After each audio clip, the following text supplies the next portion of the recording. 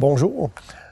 Souvent, dans le cadre de capsules, de trucs et de conseils de pêche, comme je fais en ce moment, j'en profite pour répondre à des questions qui me sont envoyées par le biais de mon blog, par exemple. Ce que je m'apprête à vous parler, c'est exactement la situation. Il y a beaucoup de gens qui ont adopté un type de fil qui est connu sous le nom de fluorocarbone. Il y a des pêcheurs qui maintenant ne sauraient s'en passer, mais il y a beaucoup de monde qui ne l'ont pas encore adopté puis qui se posent toutes sortes de questions par rapport au fluorocarbone. D'entrée de jeu, moi j'aimerais vous dire que dans 90% des situations de pêche auxquelles je suis confronté dans une année, j'utilise du fluorocarbone. Donc, est-ce que je crois aux avantages qu'apporte ce fil-là? Absolument oui. Un des principaux avantages, c'est sa quasi-invisibilité dans l'eau.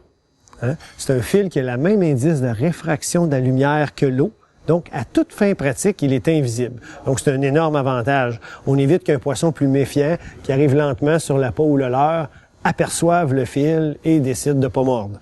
Hein? À ce niveau-là, peu importe la marque de fluorocarbone que vous allez choisir, à ma connaissance, elles ont toutes cette faculté-là de pouvoir réfléchir la lumière de la même façon que l'eau. La deuxième caractéristique que je recherche pour un fil de fluorocarbone, c'est la résistance à l'abrasion. Ça, c'est tout autre chose, puis c'est pas tous les fils qui sont égales à ce niveau-là. Personnellement, comme j'en utilise beaucoup, j'ai fait de nombreux tests. En fait, j'en ai testé 6 marques différentes. Maintenant, il y en a beaucoup plus que ça sur le marché. Alors, il y en a que j'ai pas testé. Puis celle qui, pour moi, avait la plus belle, la plus forte, c'est-à-dire résistance à l'abrasion, c'est la Trilene 100% fluorocarbone. C'est marqué Professional Grade dessus. Il y en a sans doute d'autres qui peuvent être aussi bonnes, mais dans les tests que j'ai faits, moi, c'est celle-là qui était supérieure aux autres au niveau de la résistance à l'abrasion, puis c'est celle que maintenant j'utilise, comme je le mentionnais, 90% du temps.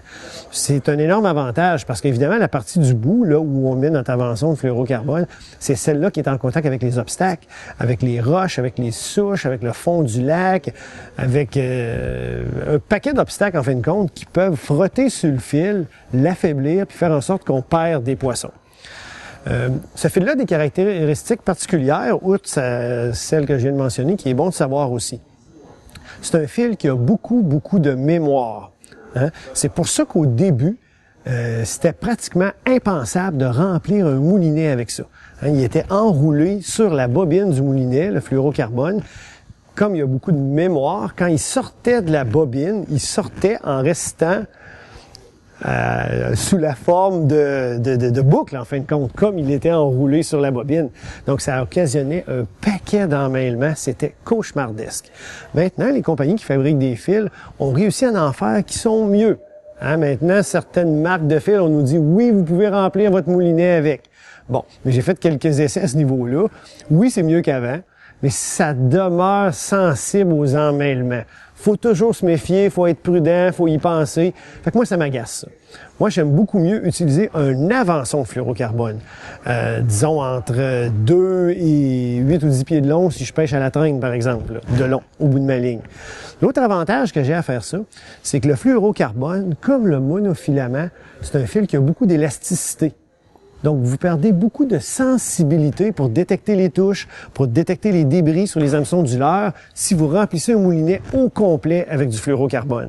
Alors moi, ce que je vais préférer de beaucoup, c'est utiliser soit un fil tressé, soit un fil fusionné, soit du nanofil dans mon moulinet et au bout, mettre mon avançon de fluorocarbone. C'est comme ça que je travaille, puis je trouve que je vais chercher le meilleur des deux mondes en procédant comme ça. Donc, une autre petite astuce très simple pour augmenter vos succès de pêche, utilisez des avançons de fluorocarbone et pour joindre les deux bouts de fil ensemble, un nœud double uni avec au moins 8-10 tours chaque côté. Faites une petite recherche sur Internet, vous allez trouver très facilement des vidéos et des schémas pour comment faire ce nœud-là. Merci, bonne pêche, à la prochaine!